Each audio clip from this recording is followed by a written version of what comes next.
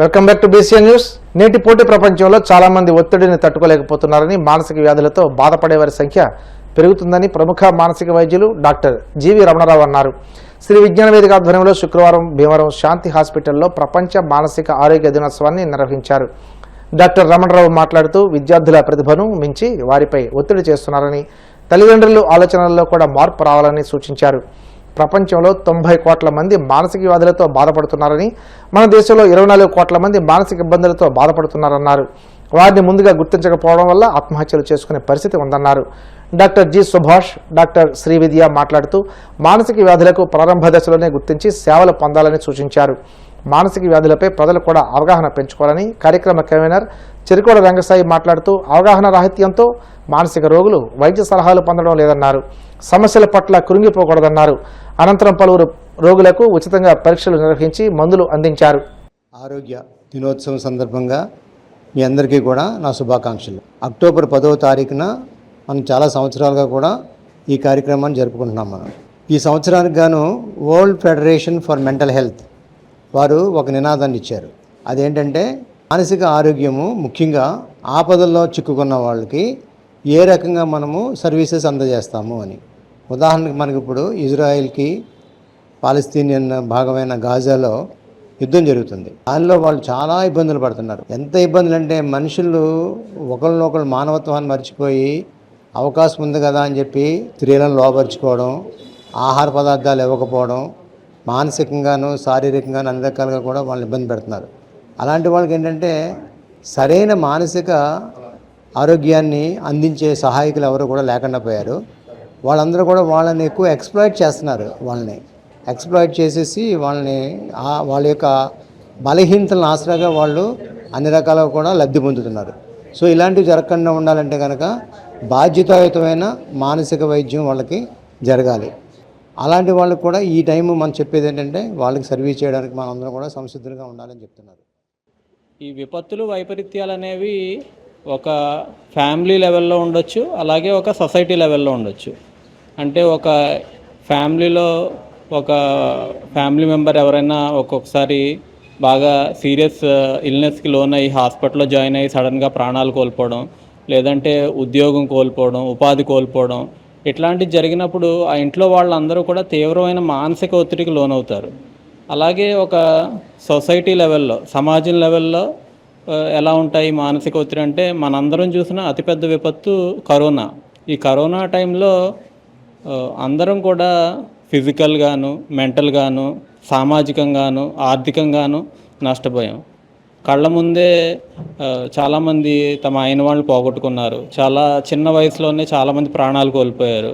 అలాగే భార్యాభర్తలు చాలామంది విడిపోయారు. చాలామంది రోడ్డున పడ్డారు, ఉపాధి లేక రోడ్డున పడ్డారు. ఇప్పటికీ కూడా ఆ కరోనా మిగిల్చిన కష్టాలు చాలామంది ఫేస్ చేస్తున్నారు. సో ఇటువంటి విపత్తులు వైపరీత్యాలు ఎదురైనప్పుడు అందరూ కూడా కలిసికట్టుగా ఉండాలి, ఒకళ్ళకొకళ్ళు సాయం చేసుకోవాలి. చిత్తూరు జిల్లాలో అంబేద్కర్ విగ్రహానికి నిప్పుపెట్టిన ఘటన వ్యతిరేకిస్తూ తిరుపతి జిల్లా గూడూరు పట్టణం టవర్ క్లాక్ సెంటర్ అంబేద్కర్ విగ్రహం వద్ద గూడూరు, సుళ్లూరుపేట ఎమ్మెల్యేలు పాశం సునీల్ కుమార్, నెలవల విజయశ్రీ, ఎస్సీ సంఘ నాయకులు, కార్యకర్తలు నిరసన కార్యక్రమం చేపట్టారు. అంబేద్కర్ విగ్రహానికి పాలాభిషేకం చేసి పూలమాలలు వేసి ఘనంగా నివాళులర్పించారు. ఈ సందర్భంగా ఎమ్మెల్యే సునీల్ కుమార్ మాట్లాడుతూ అంబేద్కర్ విగ్రహానికి నిప్పు పెట్టడాన్ని తీవ్రంగా ఖండిస్తున్నామని, అవమానపరిస్తే దళితులు చూస్తూ ఊరుకోరని హెచ్చరించారు. అంబేద్కర్ విగ్రహానికి నిప్పు పెట్టడం హేయమైన చర్యగా సూళ్లూరుపేట ఎమ్మెల్యే విజయశ్రీ అభివర్ణించారు. రాజ్యాంగ నిర్మాత ఈరోజు భారతదేశంలో అందరూ కూడా రాజ్యాంగాన్ని చదువుతూ పార్లమెంట్లు, అసెంబ్లీలు అన్ని నడిపిస్తున్నారంటే ఆ మహానుభావుడు పుణ్యం. ఆ మహానుభావుడు యొక్క విగ్రహాన్ని కాల్తా అనేటువంటి కార్యక్రమాన్ని చేసేటువంటి ఎవరో అమాయకుని ఒక నిరికించారు. దాని వెనకాల చాలా పెద్ద పెద్ద పనులు ఉన్నారు. ఎందుకంటే మనకి అలవాటు చేసేది పెద్దోళ్ళు, ఇరుక్కునేది దళితులు. కేసుల్లో దళితులు, చంపేది పెద్దోళ్ళు, కేసులు మన పైన ఉంటాయి, నాన్ బెయిలబుల్ కేసులన్నీ కూడా. ఇది తరతరాలుగా అలవాటు అయిపోయింది. ఎందువల్లంటే అక్టోబర్ 2వ తేదీ అర్ధరాత్రి 2 గంటలకి చిత్తూరు జిల్లా వెదురుకుప్పం మండలంలో అక్కడ ఉన్నటువంటి గ్రామంలో డాక్టర్ బిఆర్ అంబేద్కర్ గారి విగ్రహానికి నిప్పంటించారు. అది ఎవరో పాప గోవిందయ్య ఆయన పేరునా ఆ గోవిందయ్య గారు అక్కడ ఏదో ఆయనకి సంబంధించినటువంటి ఆమెకి పక్కన అంబేద్కర్ విగ్రహం ఖాళీ చేసి ఆడుకు ఇల్లు ఇచ్చారనే ఉద్దేశంతో అది తగలపెట్టిన విషయం కూడా అంటే మేము చెప్పడం కాదు, అక్కడ ప్రజలందరూ కూడా చెప్పేటువంటి కార్యక్రమం. తగలబెట్టుడు పక్కనే ఉన్నటువంటి పెద్ద ఆయన చనిపోయాడు, ఆయన కూడా మన ముఖ్యమంత్రి రాజశేఖర రెడ్డి గారు. ఆయన విగ్రహానికి మాత్రం నిప్పులు గిప్పులు పోలా. కేవలం మన రాజ్యాంగ నిర్మాత మన దేవుడు డాక్టర్ బాబాసాహెబ్ అంబేద్కర్ విగ్రహానికి మాత్రమే ఆ యొక్క నిప్పుల్ని పంపించే విధంగా ప్లాన్ చేసినటువంటి వాళ్ళకి నిజం చెప్తున్నా బాబు ఖబర్దార్. ఎందుకంటే మీరు తేలిగ్గా అంచనా వేయద్దు మమ్మల్ని. మీరు అమాయకులు అనుకుంటున్నారేమో. మేము ఒకటే, నమ్మితే ప్రాణాలు ఇస్తాం, నమ్మకపోతే దింపేస్తాం, కిందకి దింపుతాం, ఏమన్నా చేయగలుగుతాం. ఆ సత్తా మాకుంది, గుర్తుపెట్టుకోండి. మీరెంత దాదాలైనా ఎంత రౌడీలైనా మీలాంటి వాళ్ళని తుదముట్టించేటువంటి బలం మా దగ్గర ఉందని చెప్పి తెలియజేస్తున్నా. ఈరోజు ఎవడు గెలిచినా మన దయాదాక్షిణాల మీదే, గుర్తుపెట్టుకోండి. పేదవాళ్ళ దయాదాక్షిణాల మీదే ఎవడు ఎమ్మెల్యే అయినా ఇంకోటి అయినా. అలాంటి మా నాయకుడే కాదు ఆయన, యావత్ భారతదేశ నాయకుడు అంబేద్కర్ గారి యొక్క విగ్రహానికి మీరు నిప్పంటడం అంటే మీ ధైర్యం ఏందని అడుగుతున్నా. ఏమంత ధైర్యమా, అంత కండకావరమా, లేకపోతే ఇంకోటి ఏదైనా సరే. ఎందుకంటే ఇది మంచి పద్ధతి కాదని చెప్పి నేను తెలియజేస్తున్నా. మీకు తెలుసో తెలీదో నాయన, గత గవర్నమెంట్ లో దాదాపు మన ఎస్సీల పైన 56,000 మంది పైన కేసులు పెట్టిన ఘనత వైఎస్ఆర్ కాంగ్రెస్ పార్టీకి దక్కుతుందని చెప్పి మీకు గుర్తు చేస్తున్నాను. దేశ అత్యున్నత న్యాయస్థానం సుప్రీంకోర్టు ప్రధాన న్యాయమూర్తిపై రాకేష్ అనే న్యాయవాది చేసిన దాడిని తీవ్రంగా ఖండిస్తున్నామని కాంగ్రెస్ పార్టీ కడప జిల్లా అధ్యక్షురాలు విజయజ్యోతి తెలిపారు. సుప్రీంకోర్టు ప్రధాన న్యాయమూర్తిపై జరిగిన దాడిని ఖండిస్తూ కాంగ్రెస్ పార్టీ ఆధ్వర్యంలో కడప నగరం అంబేద్కర్ విగ్రహం వద్ద నిరసన వ్యక్తం చేశారు. ఈ సందర్భంగా డీసీసీ అధ్యక్షురాలు విజయజ్యోతి మాట్లాడుతూ ఇది అత్యంత అమానవీయమైన ఘటనగా పేర్కొన్నారు. ఈ ఘటన భారతదేశ న్యాయ వ్యవస్థపై జరిగిన దాడిగా భావించాలన్నారు. ఈ విషయాన్ని దేశ ప్రజానీకం ఖండిస్తుంటే ప్రధాని పదవిలో ఉన్న వ్యక్తి ఖండించకపోవడం సరికాదన్నారు. అక్టోబర్ 6న చీఫ్ జస్టిస్ మిస్టర్ గవాయ్ గారిపై దాడికి నిరసనగా ఈరోజు కడప జిల్లా కాంగ్రెస్ పార్టీ యూత్ విజయ్ గారి అధ్యక్షతన, అదేవిధంగా సిటీ కాంగ్రెస్ కమిటీ వారి అధ్యక్షతన ఇక్కడ ఉన్నటువంటి కాంగ్రెస్ నాయకులు మేమందరం కలిసి దానికి నిరసనగా అంబేద్కర్ గారి విగ్రహం దగ్గర మేము నిరసన తెలపడం జరుగుతూ ఉంది. ఇది చాలా సిగ్గుకరమైన చర్య. ఏదైనా న్యాయం కావాలంటే న్యాయస్థానానికి పోయి మనము అక్కడ మొరపెట్టుకుంటాం. అటువంటిది ఒక ప్రధాన న్యాయమూర్తి పైనే దాడి జరిగితే ఏమనకుండా ఉండేటువంటి ప్రభుత్వం మనకున్నందుకు మనం ఎంతో సిగ్గుపడాల్సి వస్తుంది, బాధపడాల్సి వస్తూ ఉంది. మొన్న జరిగిన చర్య అందరికీ తెలిసిందే.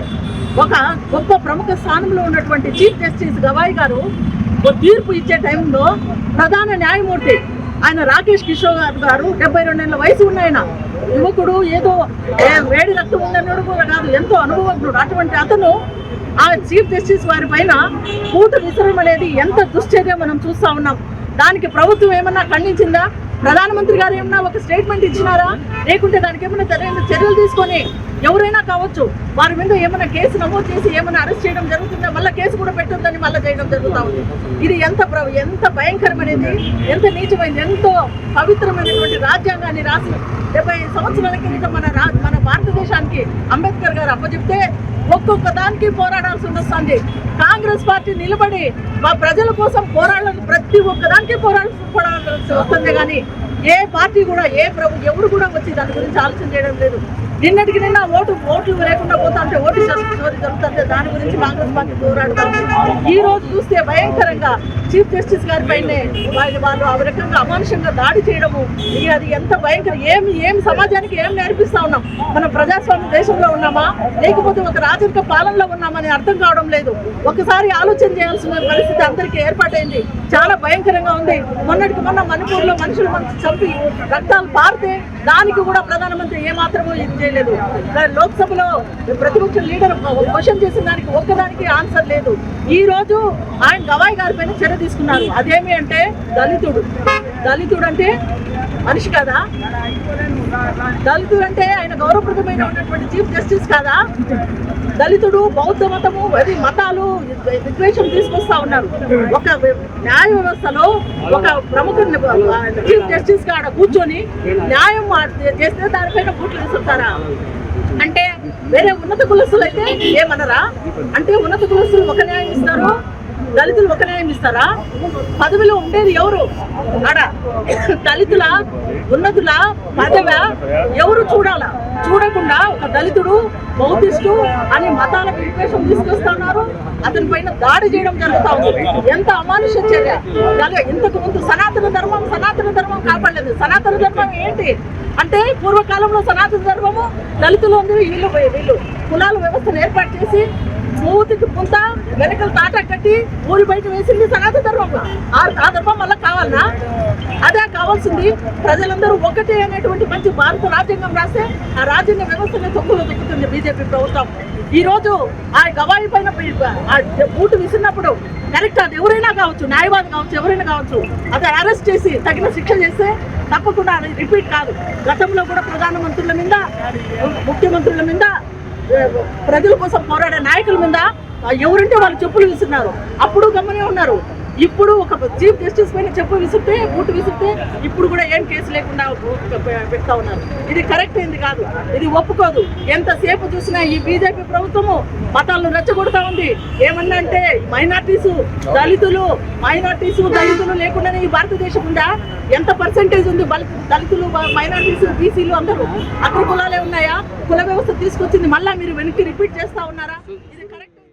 కలియుగ ప్రత్యక్ష దైవం తిరుమల శ్రీ వెంకటేశ్వర స్వామివారిని ప్రముఖ సినీ నటుడు నారా రోహిత్ దర్శించుకున్నారు. వీఐపీ విరామ దర్శన సమయంలో స్వామివారి సేవలో పాల్గొని మొక్కులు చెల్లించుకున్నారు. దర్శనానంతరం వీరికి రంగనాయకుల మండపంలో వేద పండితులు వేదాశర్చనం అందించగా ఆలయ అధికారులు స్వామివారి తీర్థ ప్రసాదాలు అందజేసి పట్టు వస్త్రంతో సత్కరించారు.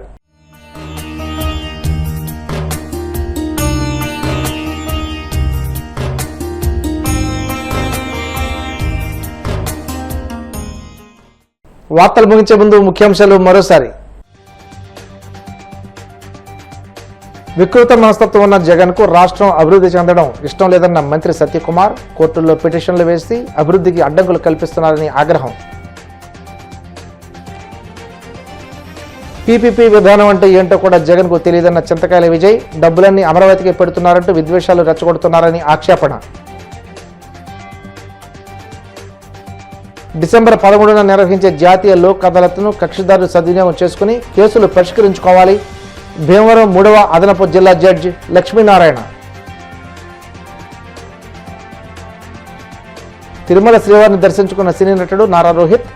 ఆలయ మర్యాదలతో స్వాగతం పలికిన అధికారులు. ఈ వార్తలు ఇంతటితో సమాప్తం. మరిన్ని వార్తల కోసం BCN digital YouTube channel, Facebook page follow అవ్వండి. అప్డేట్ వార్తల కోసం ప్లీజ్ సబ్స్క్రైబ్.